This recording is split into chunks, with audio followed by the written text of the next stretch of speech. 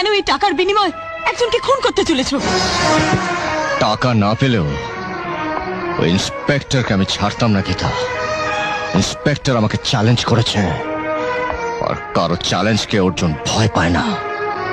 কিন্তু অর্জুন, টাকার বিনিময়ে তুমি আজ যাকে মারতে যাবে সে হয়তো কোনো মায়ের স্নেহের সন্তান, কোনো বোনের আদরের ভাই, কোনো মেয়ের স্বপ্নের রাজকুমার।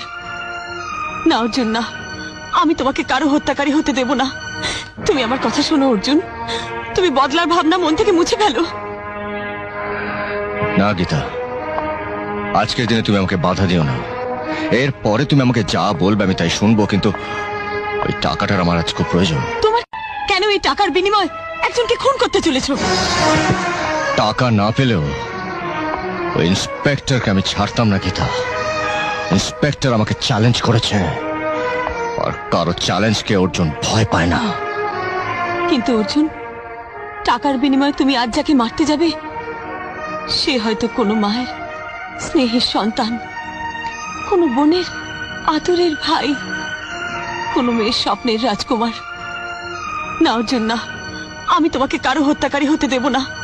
তুমি আমার কথা শোনো অর্জুন, তুমি বদলার ভাবনা মন থেকে মুছে ফেলো। না গীতা, আজকের দিনে তুমি আমাকে বাধা দিও না। এরপরে তুমি আমাকে যা বলবে আমি তাই শুনবো, কিন্তু ওই টাকাটার আমার আজ খুব প্রয়োজন। তোমার